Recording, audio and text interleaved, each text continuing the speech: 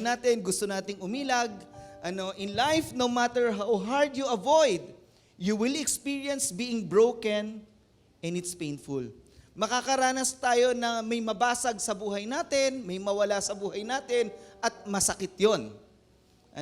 Kahit anong ilag mo, minsan tatamaan ka, may mababasag sa buhay mo, may mawawala, at masakit. At bakit ko po sinabing masakit? Kasi minsan, yung mababasag o mawawala, minsan, hawak mo na. Hawak mo na, nabasag pa. Hawak mo na, nawala pa. Di ba? Parang sa Pilipinas, sinasabi natin yung pera na naging bato pa. Nakatagpo ka na ng karelasyon, nagkahiwalay pa kayo. Di ba? Ando na, hawak mo na, nabasag pa, nasira pa. O di kaya, hindi lang yung hawak mo na, masakit kasi hindi na pa sa'yo.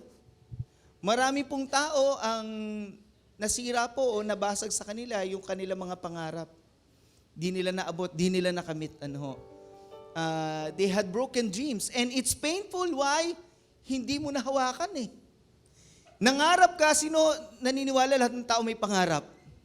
Nangangarap po tayo, pero minsan yung pinangarap natin, hindi na pa sa atin eh.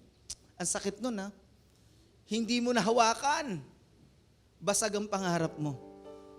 Masakit ho yun. At masakit minsan, nabuo mo na, sira pa. No? Diba sa atin, may mga, hindi lang broken dreams, may broken family din. Sana nabuo na yung pamilya, nasira pa. Pambihira naman, At alam niyo ho, paano ho ba natin to, ano bang ginagawa ho natin kapag something is badly broken? Ano pong ginagawa ho natin when something is badly broken? Sobrang nasira. At first, we will try to fix it. But if we are finding it hard to fix it, sometimes we just throw it away. Itatapon na lang natin ang nabasag kasi ganito po tayo. Tinatapon natin ang anumang nasira sa paniniwalang hindi na ito magiging maganda pa. Tapon na lang yan, di na magiging maganda. Nagkasakitan na tayo eh. Di na magiging maganda. May tama na, kahit i-repair yung gamit na yan, di na maganda yan. Tapon na lang yan. We would always think that the best way that we could do when something is broken is to throw it away. Why? We think hindi na siya magiging maganda pa. Pero tanong ko sa inyo, pwede pa kayang maging maganda pa yung nasira na? Ulitin ko po, pwede pa kayang maging maganda pa yung nasira na? Alam niyo po, sa Hapon, may tinatawag po silang kintsugi. Yung pangit lang pakinggan sa Pilipinas kasi parang tigok eh, tsugi. Pero maganda po yung kintsugi. Yung kintsugi po, ano ho ba yan? It's the Japanese art of repairing a broken pottery with lacquer and gold to make it more. Lalagyan po ng pandikit na may ginto para lalong maging maganda yung nabasag ng gamit. Tingnan nyo po, yan po ay mga basag-basag ng bowl. Pero dahil po sa nilagay po diyang ginto at dinikitan po ulit, binuo, naging mas maganda pa yun. I think it's more valuable than before. So sa buhay po natin, sino sa inyo naniniwala, nandun ang kamay ng Diyos sa buhay mo? Na sa buhay natin, di natin maiwasan, sometimes we get broken, and yet the hand of God is there to fix us. Para ayusin tayo, para meron pang makitang magandang mangyayari sa mapait na pangyayari. Nasusundan niyo ba yun? Meron pang magandang mangyayari sa mapait na pangyayari sa buhay natin. And that's how the hand of God works in our lives. Ganyan kumilos ang kamay ng Diyos sa buhay natin. Tayo po ay dumadanas na we are broken, we are hurt, and yet the hand of God is there to fix us. Today we will talk about from broken to beautiful. We believe because of God, whenever we experience brokenness, we can still become beautiful because God is at work in our lives. Amen ho ba doon? Tumayo po tayong lahat. Let's read the Word of God. Isaiah 61 verse 1 to 4, sabi dyan, The Spirit of the Lord, the Sovereign Lord is on me, because the Lord has anointed me to proclaim the good news to the poor. He has sent me to bind up the brokenhearted, to proclaim freedom from the captives, for the captives, and release from darkness for the prisoners. To proclaim the year of the Lord's favor and the day of vengeance of our God, to comfort all who mourn, and provide for those who grieve in Zion, to bestow on them a crown of beauty instead of ashes, the oil of joy instead of mourning, and a garment of praise instead of a spirit of despair. They will be called oaks of righteousness, a planting of the Lord for the display of His splendor. They will rebuild the ancient ruins and restore the places long devastated. They will renew the ruined cities that have been devastated for generations. Lord, we thank you for your word. Most of all, we thank you for your presence. Lord, just being here, Lord, we are so blessed, Lord God. At Panginoon, naniniwala kami ang pagsamba namin ay hindi kailan masasayang, because worship is something we do only for God, only for you. We cannot do this to others because worship is exclusive to you.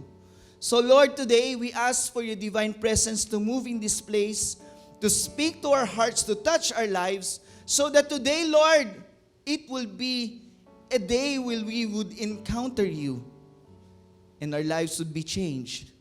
Speak to our hearts, Lord, today and touch our lives. And this we pray in Jesus' name. Amen and amen. Amen. Sige po, malakas na palakpak sa Panginoon. Makakaupo na po tayo, mga kapatid.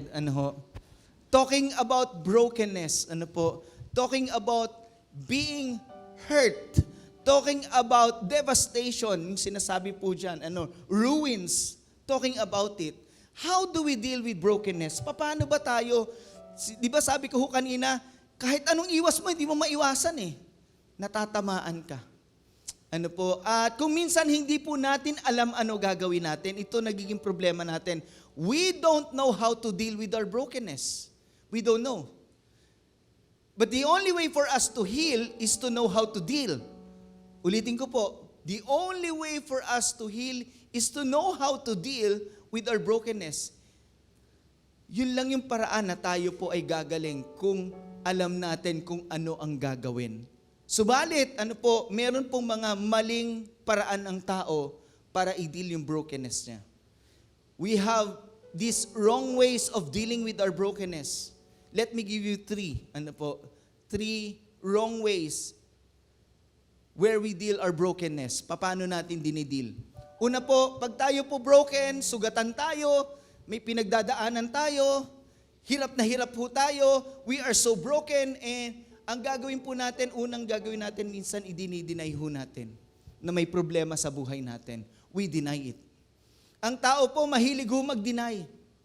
Pag tinanong, okay, are you okay? Okay ako, wala akong problema. Yeah. Pag meron siyang hindi naging maayos ang relasyon niya sa kapwa niya, okay lang ako, wala akong problema, pero sa totoo, meron siyang dinaramdam. Sa Pilipinas, may kasabihan pong ganito, tulak ng bibig, kabig ng dibdib. Tulak ng bibig, kabig ng dibdib. Sinasabi nating okay tayo, pero sa totoo, ang puso natin, alam na hindi tayo okay. Pero sa tuwing tatanungin tayo, sasabihin natin okay tayo. May nakagalit ka, nagkabati kayo, sasabihin mo, okay ako, bati na tayo, pero sa totoo, sinabi mo lang yon. Pero sa puso mo, sugat na sugat ka, galit na galit ka pa. Meron po tayong tulak ng bibig, kabig ng dibdib. And this is one thing that we do. We deny our brokenness. Okay ako. Huwag mo akong alalahanin. Gusto natin iparating sa tao na matatag tayo. Na wala tayong problema. Na anuman yung problema natin, okay lang tayo. And sometimes we end up denying. Kaya mayroong mga tao, denial king, denial queen, nagde-deny. Kapatid, the only way for us to heal is to admit. The first step to healing is to admit. Tignan niyo po tayo, paano tayo gumaling sa kasalanan natin. Nung unang aminin natin na makasalanan tayo at kailangan natin si Kristo bilang Panginoong tagapagligtas.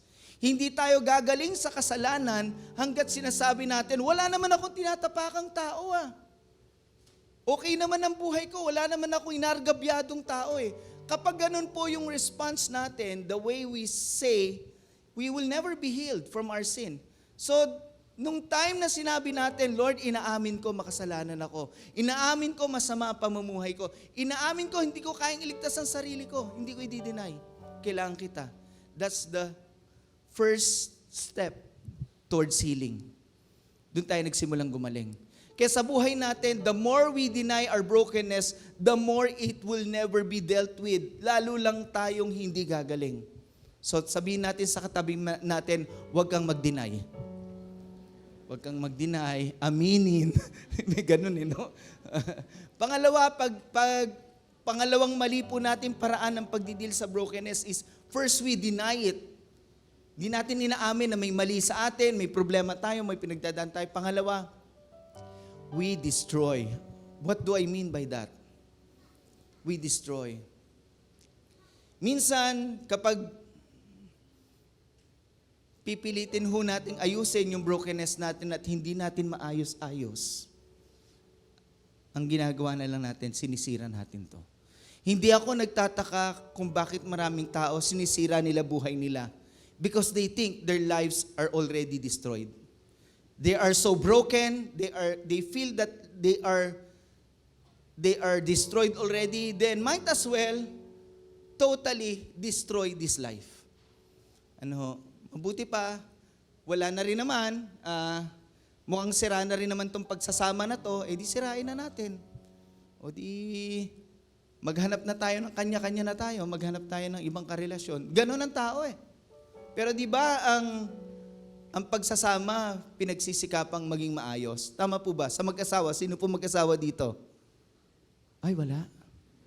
Single kayong lahat? Di ba pinagsisikapan nating maging maayos yan?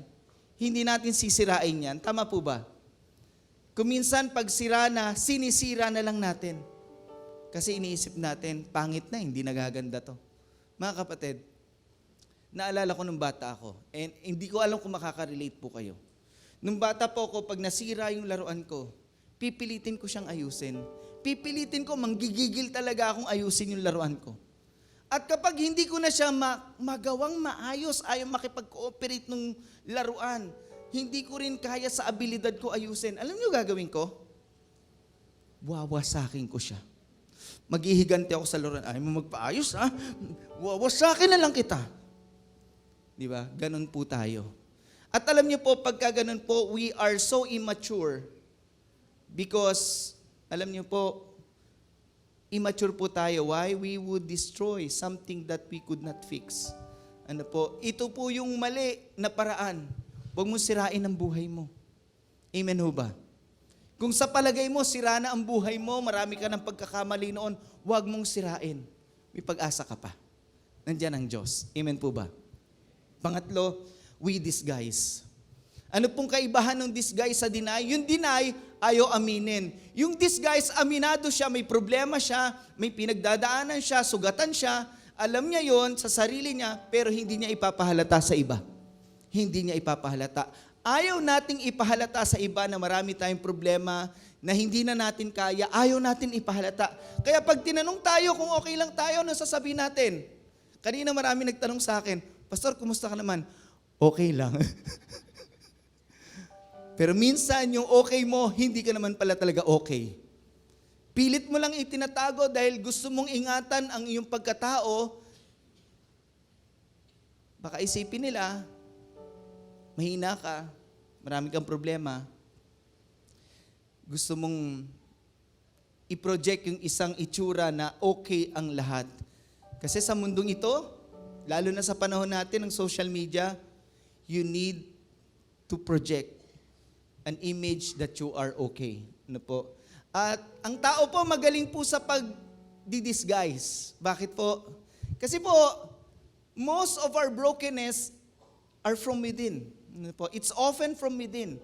It's easy to hide our brokenness because it's often from within. You would see a person looking normal. But deep inside, their mental health is so badly in a bad condition, and their emotions, they are depressed. Probably they're feeling pain in their body. Whatever it is, or maybe they are financially broke, you would see a person outside looking great.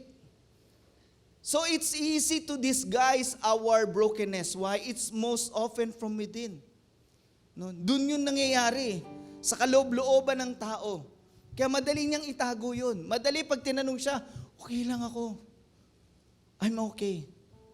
But you're not okay. Ano? And these are the wrong things that we do just to cover up our brokenness. At ang tanong, bakit ba tayo nakakaranas ng brokenness? Bakit ba tayo naka-experience ho niyan sa buhay po natin? Bakit ba? Let me give you 4 reasons why. Una po, because in life, there are things that are beyond our control. Sa buhay na to, may mga bagay na hindi mo makokontrol. Wala tayong control. Sana nakokontrol natin lahat ng nangyayari sa buhay natin, pero ang totoo, hindi mo kayang kontrolin lahat ng mangyayari sa buhay mo. Hindi. Kaya ano magandang gawin? Magtiwala sa Diyos. Amen po ba? Because we cannot control everything that would happen in our life. We need to trust God. The only way for us to be able to be victorious to the things that we are not in control is to trust in the Lord. Magtiwala tayo sa Diyos. There are things that are beyond our control. Minsan, ayaw naman ng taong magkasakit, nagkakasakit siya. Diba? Kakasakit, nauospital. Pambihira, ang hirap po ma-ospital ngayon. Tama ho ba sa Pilipinas?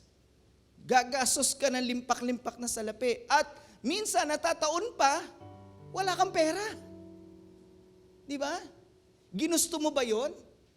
Dumating lang sa buhay mo, isang pagsubok, at masakit yun. Masakit. Di ba? Sa Pilipinas, sabi nila, mahirap magkasakit. Pero nagkakasakit eh. Di ba? And it's painful. It breaks our heart. It breaks the bank. Ano ho? It doesn't only break our heart, it breaks the bank. Ano ho? It's sometimes beyond our control. And we need to trust God. Amen ho ba? Andiyan pa ho ba kayo? Minsan we are broken because of the things that are beyond our control. Minsan because of our own choices. Mali tayo ng pinili. Pambihira. Alam niyo po sa araw na to, you have chosen what is right and it will never be taken away from you. Today, pinili mong sumamba kay Lord. At purihin ang Diyos, hindi masasayang ang ginawa mo. Hindi yan masasayang. Tama ang pinili mo. Alam niyo po, kanina, pagbaba ko ng sasakyan papunta sa church, sabi ko, Lord, hindi ko akalaing magugustuhan ko ang simbahan. Hindi ko lubos maisip sa aking hinagap na darating ang panahon, linggo-linggo nasa church ako. May mga kasabay pa akong mens kanina sa parking. Ang lalaki ng katawan, nasa simbahan. Tinitingnan ko yung mga itsura nila, mamacho, pero nasa church. But that is a right choice. Ano po? And that choice is something that you have done that you will never regret in your life. Ulitin ko po, ang pagsamba sa Diyos ay ginagawa mo lang para sa Diyos. Ang pagsamba hindi pwede sa tao ibigay. Tama po ba? Ang pagsamba sa Diyos lang.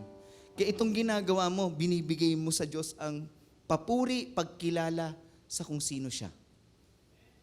Kaya pagpalain ka ng Diyos. You made the right choice. Sige po, palakpakan natin ang Panginoon. But in life, there are things that breaks us, our choices. Diba? Sa love life lang, marami ng diba? Love life pa lang yan, ha? Love life pa lang, pambihira. Sasabihin sa'yo, wag na yan ang ibigin mo, mukhang babaero yan. Tsura pa lang, chick boy na. Siyempre, napopogian ka. Nung kayo na, totoo ang balita. Isa nga siyang chick boy. At mahuhuli mo na lang siya na niloloko ka. It breaks your heart because of the wrong choice you made. Yung mga bata, imbis na mag-aral, inunang pakikipagrelasyon. Hindi nakatapos ng pag-aaral, pinili love life, pambihira. Wala tuloy trabaho. that is a wrong choice. And it breaks your heart. You suffer in life because of the wrong choices you made. Ano po? At alam nyo, hindi lang po sa pag-aaral, hindi lang po sa pakikipagrelasyon, minsan pati sa pananalapi, sa panahon ho natin ngayon, marami pong nai-scam. Bakit?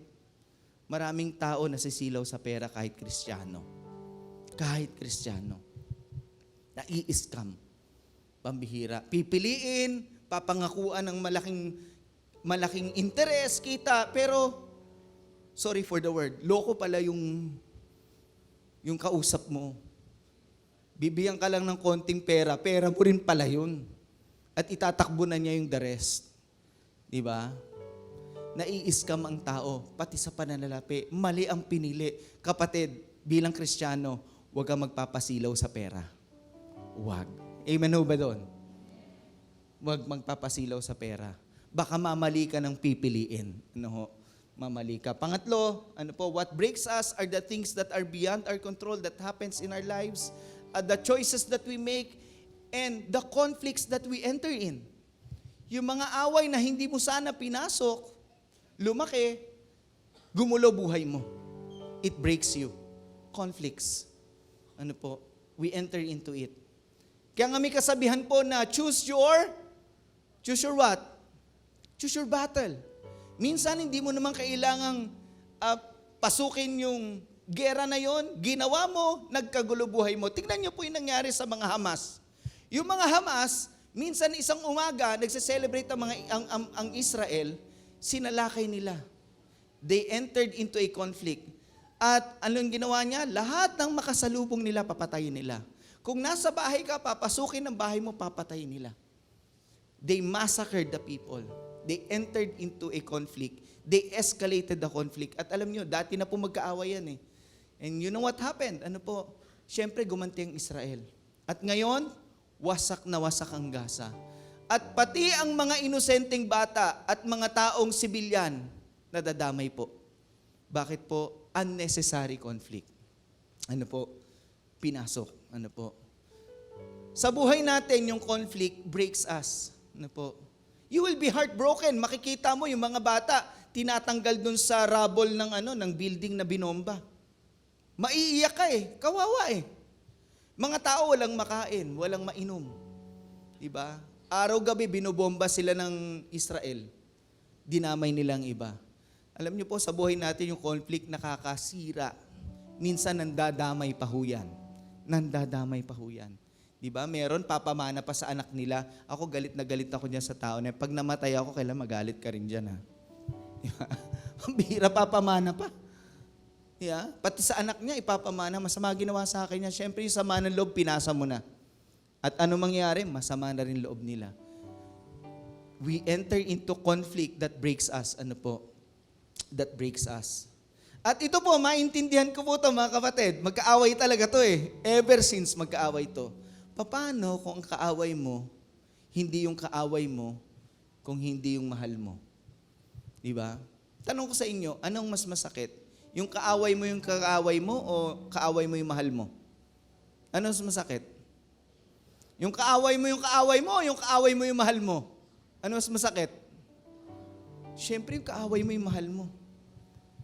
Kaya nga may tanong bakit lagi nating sinasaktan kung sino pa yung mahal natin? Sa mga batang nandito, magulang natin, alam ng puso mo, mahal mo magulang mo, pero bakit ganun mo siya sagutin? Pero alam ng puso mo, mahal ko magulang ko. Pero bakit ganun mo siya sagutin? Bakit ganun mo siya tratuhin? Mahal mo siya, pero sinasaktan mo siya. Ba't ganun? Sa mag-asawang nandito, nagpakasal kayo, nangako kayo na magmamahalan, pero bakit ganun? Kung sino pa yung dapat magmahalan, sila pa yung nag-aaway. Ba't ganun? Even nga sa church sabi ni Lord, love one another as I have loved you. And yet, even church na, may nag-aaway pa. Ba't ganun? People enter into conflicts and hurt each other. Kaya this is what I'm saying, mga kapatid. If you are angry with someone, if you are hurting because someone hurt you, forgive. Amen ho ba doon? Because that's the only way your brokenness will be healed. That's the only way. Tayong mga tao, we have hurt God. And yet, God gave His forgiveness to us, and that's the way we have been healed. Kapatid, yun ang susi. Because the more we deny that conflict, the more we disguise, or we even think of destroying others, lalong lumalaki po ang casualty sa buhay natin, sa mga tao sa paligid natin. Pati kaibigan mo, damay na. Di ba? Kung sino-sino na nadadamay. Kapatid, makipag-ayos ka. Sabihin mo, linggunin mo ang katabi mo, sabihin mo, makipag-ayos ka. Makipag-ayos ka. You know? Baka magulang mo yan. Inalagaan ka niyan, pinalaki ka niyan, minahal ka niyan. Tapos ngayon, ganyan ka. Di ba? Mahalin mo ang magulang mo. Mahalin mo ang asawa mo. Amen po ba? Pang-apat, is the comparison and competition.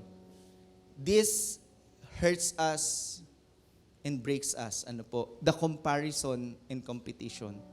Sa buhay po natin, mahilig po tayo magkumpara. At sa pagkukumpara natin, nasasaktan lang ho tayo kasi kinukumpara natin ang sarili natin sa mas magagaling pa sa atin. Buti pa sila, yung classmate ko, ang yaman na. Kaya ako, ayokong umattend ng reunion eh. Kasi, di ba? Pagdating ng reunion, pasiklaban kayo. Eto na ako, I'm a successful businessman. Ikaw ano ka? Ito, nagtutulak ng kariton. Ganon. Hindi ka, di ba? You cannot compare yourself to others. Now, pakinggan niyo po ako. Compare yourself with yourself. And it will never hurt you. Ikumpara mo ang sarili mo sa sarili mo at di ka masasaktan.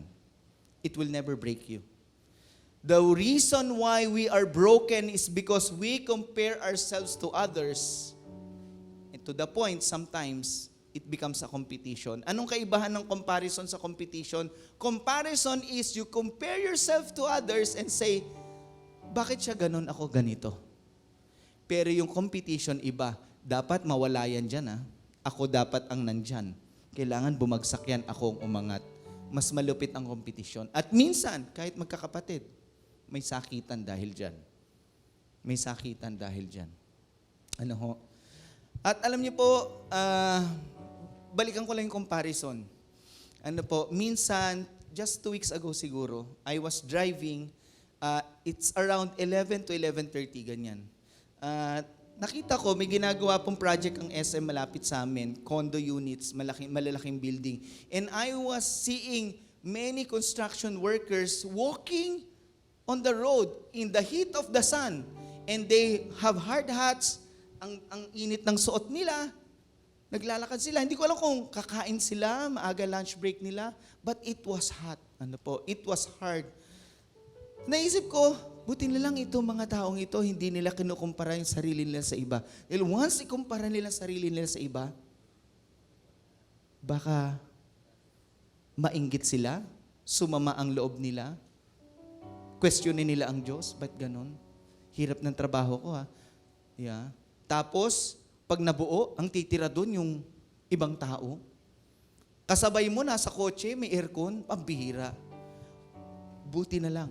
Kasi po, pag ginawa nila yon, masakit. Sometimes, ito na-realize ko, sometimes we are not broken, we are just different. I see them as different from people who may be having a better job. But think about it, kung walang magko-construct ng mga kondo, walang construction worker, saan tayo titira? Saan ang magandang opisina? Saan ang mall? Walang gagawa nun. They are not broken, they are just different. Amen po ba? They know to do something that I don't know how to do it. Kaya nilang gawin yung hindi ko kayang gawin. They're not broken, they're just different.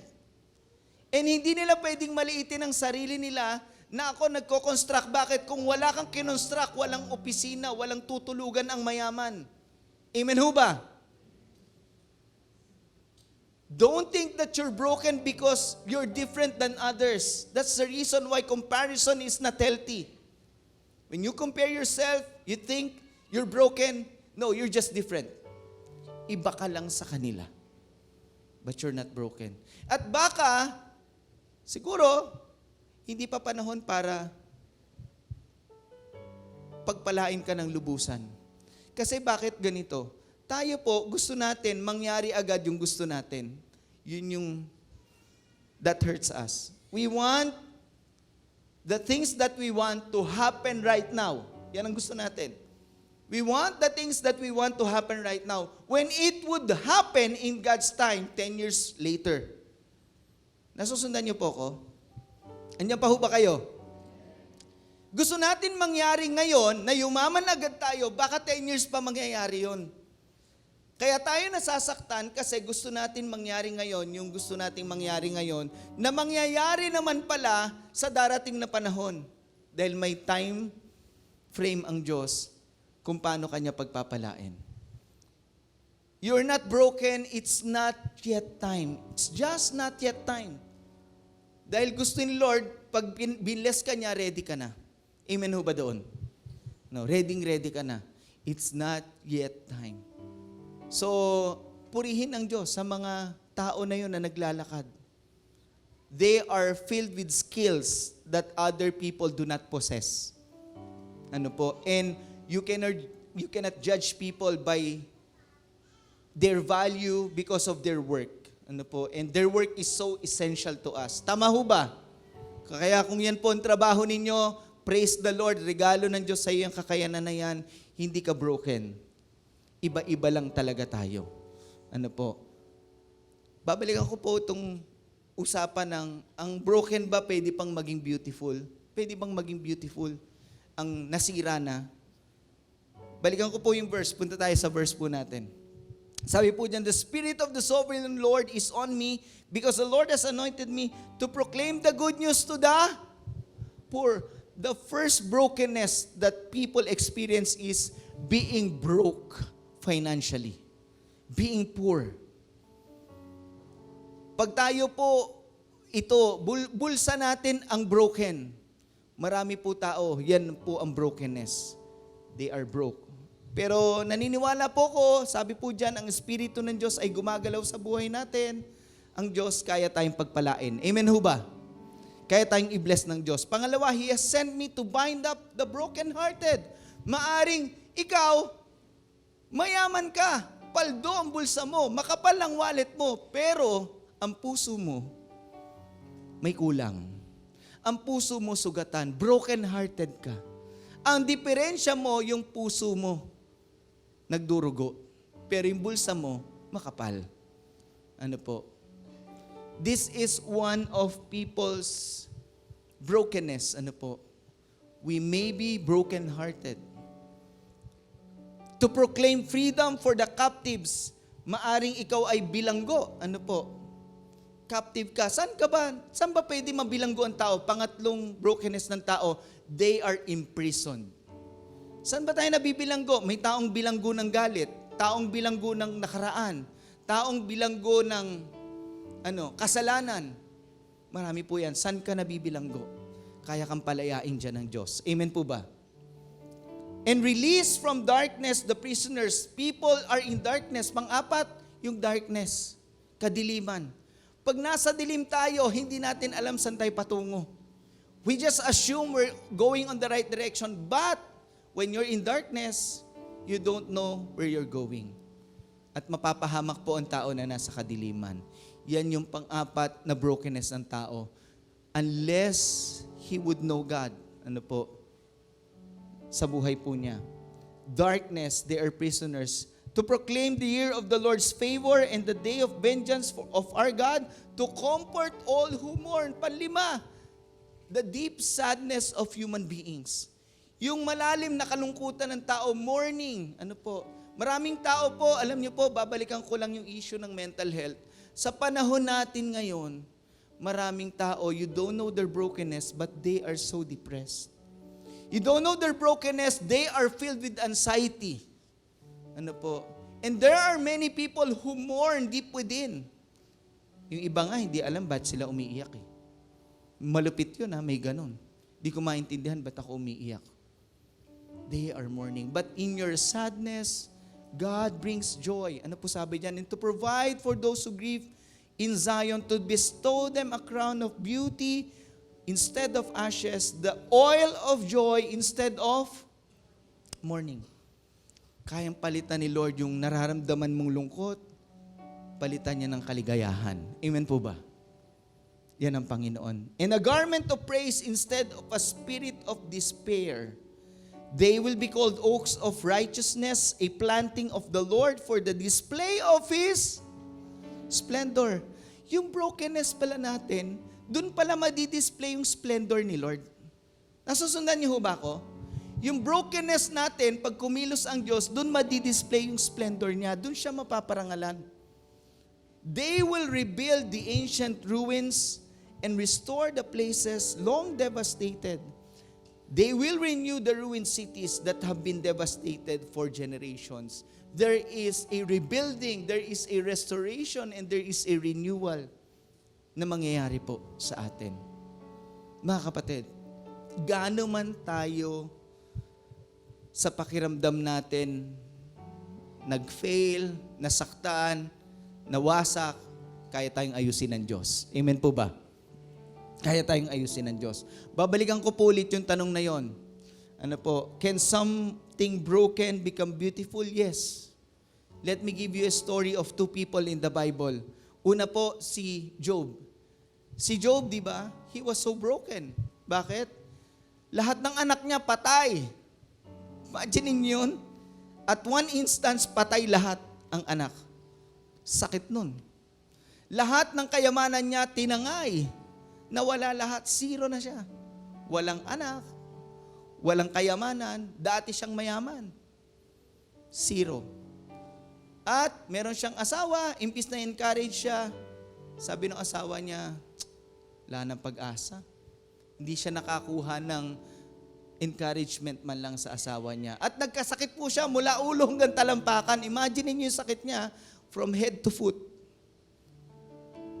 Karamdaman. Masakit. Kinidescribe niya yung pain. At dumating mga kaibigan niya, imbis na tulungan siyang lumakas, ang sabi ng mga kaibigan niya, kagagawan mo yan, kaya nagkaganyan ka eh. Pinarurusahan ka ng Diyos sa kagagawan mo. Pero alam niyo po, ang dulo ng storya, something that is broken can become beautiful. Sa dulo po, sabi diyan, after Job had prayed for his friends, the Lord restored his fortunes, not only his wealth, but his children. Marami siyang naging anak pa. And gave him twice as much as he had before. Something that is broken became beautiful. Another story is Joseph. Joseph was sold by his brothers. Nung siya po'y binenta, ang sakit nun, he was broken from within. Imagine mo, lahat ng kapatid mo, ibinenta ka. May nakagawa na ba ng ganun? At nung binenta siya, nabili po siya bilang alila. Naging alila siya sa isang bahay. Inalipin ho siya. Nung naging alipin ho siya, nakakasakit pinagbintangan siyang rapist. Wala kang ginawa. Wala kang ginawang masama. Pinagbibintangan ka, masakit yun. At nakulong ho siya dahil doon. Inosente siya, nakulong siya. Nung nasa kulungan siya, meron siyang kosa na nagsabi, pag ako napunta doon sa palasyo ng Parao, aalalahanin kita para makalaya ka dyan. 2 years lumipas, nalimutan po siya. Nabubulok siya sa bilangguan. Isang araw na naginip po ang Pharaoh at na-interpret po niya. At na-interpret niya na magkakagutom at kailangan mag-ipon ng pagkain ang Egypt para mabuhay sila, masave sila. At dahil doon, ginawa ho siyang gobernador ng Egypt. Naging of a high position po si Joseph. At dahil doon sa sitwasyon na yon, ang mga kapatid niyang nagugutom ay walang kamalay-malay, lalapit po sa kanya. Siya na pala yung gobernador ng Egypt. Ganda ng storya, no? At ito na po yung eksena, Siyempre, kung kayo po si Joseph, ibinenta kayo ng kapatid niyo. At ngayon, makapangyarihan ka na. Kaya mo nang gawin anumang gusto mo. Ano gagawin mo? Di ba ang pangit ng istorya kapag nung bumalik ang mga kapatid niya para humingi ng tulong, pinugutan niya lahat ng ulo. Di ba ang pangit nun? At nakapaghiganti na sa wakas si Joseph. Praise the Lord. Ganun ba? Ang pangit ng istorya. Di ba? Tayo, magagawa ba natin yon? Ito ng pagkakataon ko, napanood ko to sa telenovela eh. Maghihiganti na ako. Totoong-totoo palang telenovela.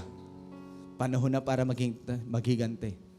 Alam niyo po, tinan niyo ginawa ni Joseph, you meant to hurt me. Alam niya intensyon ng mga kapatid niya. But God turned your evil into ginawang mabuti ng Diyos ang kasamaan niyo. To save the lives of many people which is being done, para maligtas ang buhay ng marami. At tinan niyo, sagot pa niya. So don't be afraid. Huwag kayong matakot. I will take care of you and your children. Ako mag-aalaga sa inyo at sa mga anak niyo. Imaginin mo, sinaktan ka na,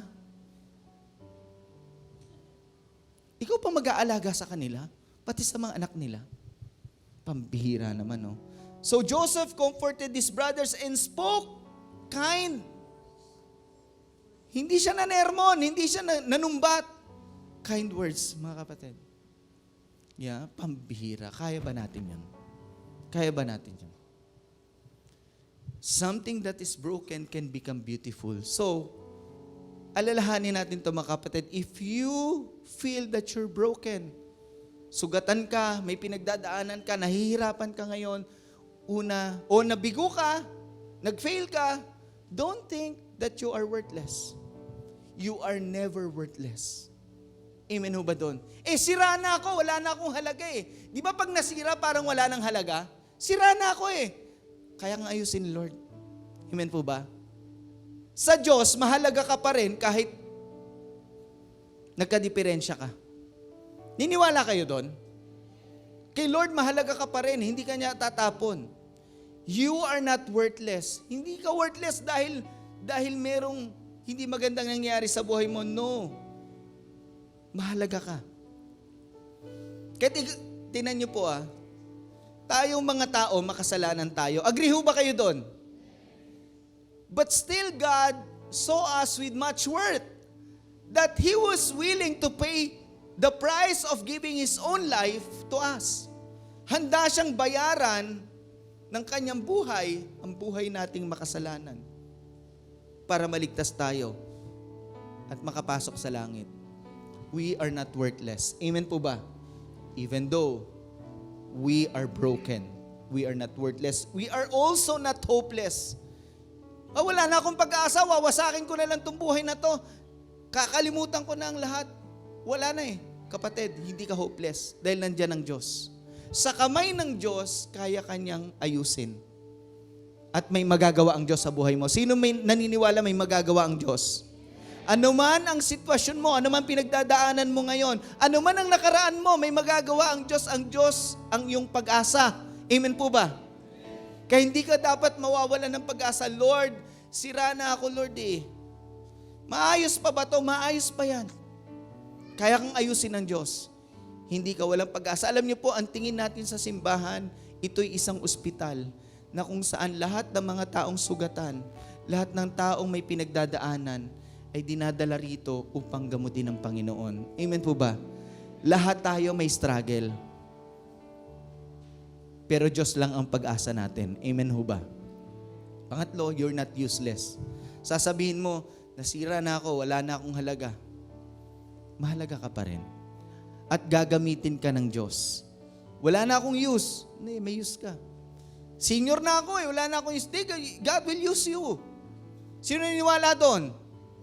Gagamitin ka ng Diyos. Tingnan niyo po dito. Tingnan niyo po sabi diyan. They will rebuild the ruins and restore the places. They will renew.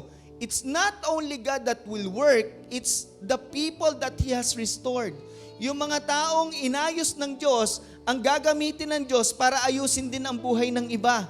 Kaya kapatid, yung storya ng buhay mo, kung paano kumilos ang Diyos, kailangang marinig ng iba para yung ibang ang buhay nila ay wasak pa, ay magkaroon ng pag-asa at ma-realize nila na sila ay mahalaga at pwede pa rin gamitin ng Diyos. Kapatid, gusto ni Lord gamitin ang buhay mo?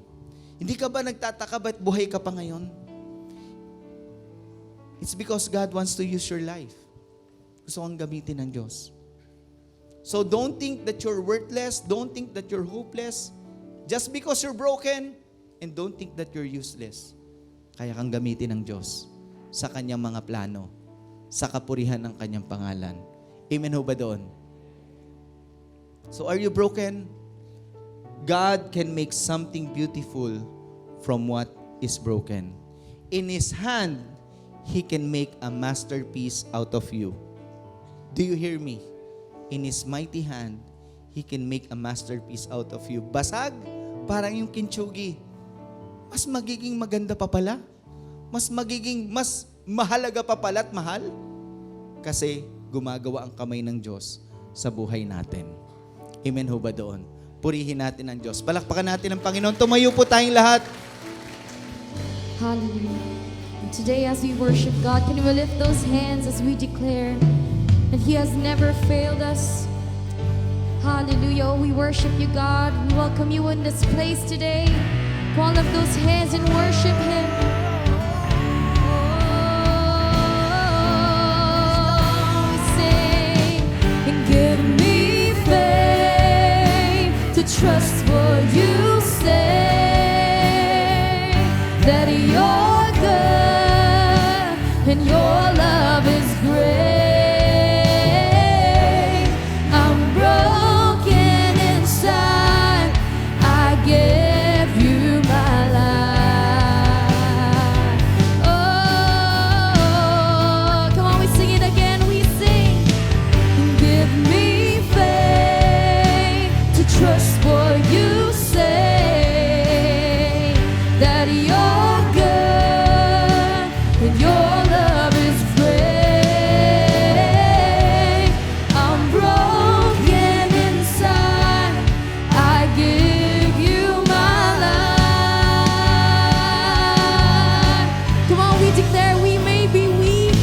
We sing, and I may be weak, but your spirit's strong in me, and my flesh may fail, but my God, you never will. I may be weak. Oh, we sing, strong in me, my flesh may fail, but my God, you never will. And I may be weak, but your spirit's strong in me, and my flesh may fail, but my God, you. Come on, we declare it, all we sing. And I may be weak, but your spirit's strong in me, and my flesh may fail, but my God, you never will. Give me faith to trust what you say. Oh, and your love is great. I'm broken inside. I give you my life. Oh, come on, we declare it out. We sing it again. And give me faith to trust what you say, that you're good, your love is great, and I'm broken inside, and I give you my life. Hallelujah. Let's remain in the attitude of worship. Mga kapatid, kunin po natin ang ating communion elements and let us honor God through this communion. Bakit po tayo nagko-communion? Ito po ang nagpapaalala sa atin kung ano ang ginawa ng Panginoong Yesus para sa atin. He gave His life for us. Because sa paningin ng Diyos, we may be broken. San po tayo nagmumula? Hindi natin po madideny, hindi natin may tatago na nagmula tayo sa brokenness from our sin. Ano po? wala pa man po tayong ginagawa, we have been broken by sin. Kaya ang Panginoon po dumating para iligtas tayo dito. At sa umaga pong ito, tayo po ay lumapit sa Diyos. I don't know your situation. Hindi ko alam kung ano ang pinagdadaanan mo ngayon, what breaks you today. But one thing is for sure, God is here to touch your life. So, may I ask each one to just remain in the attitude of worship. I believe in my heart that God is here. Gusto kanyang katagpuin. At kung ano man yung bagay o sitwasyon na nararanasan mo ngayon that makes you feel broken, pwede mo bang sabihin kay Lord yan? Ibulong mo lang ngayon kay Lord, Lord, aaminin ko po, Panginoon, this situation breaks me, Lord. And I want to trust you, God. I want to give you my life, Lord. I want to be whole, God. Pwede mo bang ibulong sa Diyos yan? God is here. I believe in my heart, God is here. And God is able to fix you, to restore you, to renew you, and to rebuild you. Whatever it is. Sige nga po. Let's just have time today to tell God kung ano po yung ating kalagayan ngayon.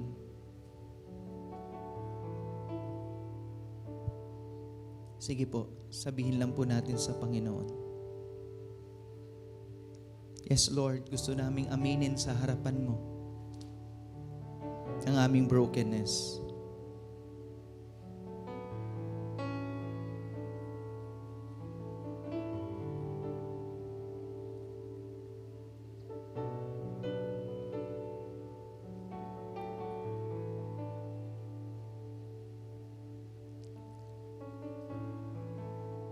Hallelujah. Lord, narinig mo po lahat ng panalangin ng iyong mga anak ngayong umaga. Narinig din namin ang salita mo, Panginoon, na anuman ang aming pinagdadaanan, whatever it is that breaks us today, you are able to restore us, renew us, and rebuild us, Lord. Hindi kami worthless, hindi po kami useless, hindi kami hopeless. Dahil ang kamay mo ang gumagawa upang kami po, Panginoon, ay maging maayos muli. So Lord, today, pinapaayos po namin ang aming buhay sa iyo. We surrender our life to you, Lord. Because anyway, Lord, ang buhay na to, hindi naman po sa amin to. Ang buhay na to ay sa iyo. Salamat po, Panginoon. And today, as we worship you through this communion, we honor you because, Lord, through your blood, our sins have been washed away. Through your body that was wounded on the cross, we have been healed, Lord God. Through the life that you had sacrificed on the cross, we have gained eternal life through Jesus Christ. So Lord, we honor you today through this communion at hindi po namin kakalimutan ang ginawa mo sa amin sa iyong pagliligtas at pagmamahal sa katulad namin. Sambahin ang ngalan mo, Panginoon, and I pray that you would touch and bless your people today. Ano man ang kanilang kalagayan, sino man dito ang may sakit, pagalingin niyo po, Panginoon, sa pangalan ni Jesus. Sino man po ang may pangangailangang pinansyal, mag-provide po kayo, Panginoon. Sino man ang dumaranas ng kalungkutan, kayo po ang magbigay ng joy sa kanya, Lord God. Sino man, Lord, ang may anxiety, Lord God, sa isipan, give that person your peace, Lord God. At salamat po, Panginoon, sa blessing na hindi mo ipagkakait sa amin. So umagang ito, hindi kami lalabas sa lugar na to na ganun pa rin. Naniniwala kami na ang kamay mo ang siyang humipo sa aming buhay muli at nagpalakas sa amin. Sambahin ka, Panginoon, at Lord, binibigay namin sa iyo ang lahat ng papuri at pagsamba sa pangalan ni Jesus. Mga kapatid, let's partake of the communion.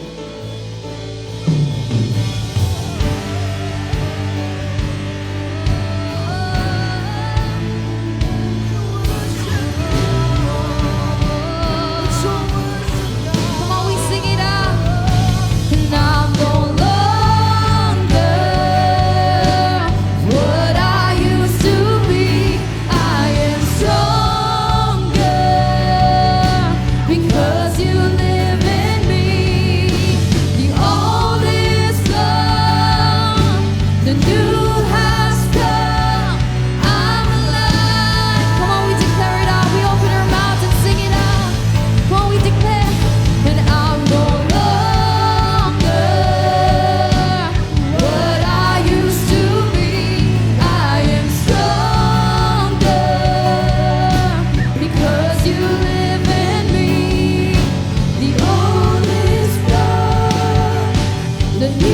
has come. I'm alive.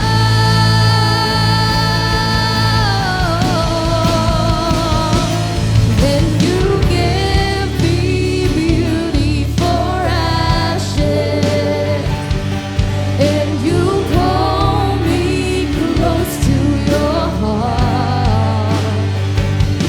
You have turned my morning to dancing. That's what you do. That's who you are. Come on, we declare it out. And you give me beauty for ashes, and you pull me close to your heart. And you have turned my morning to dancing. That's what you do.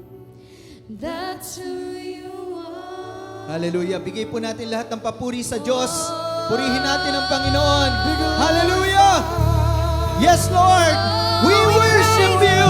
Oh, we worship you. All honor, glory, and praise belongs to you alone, God.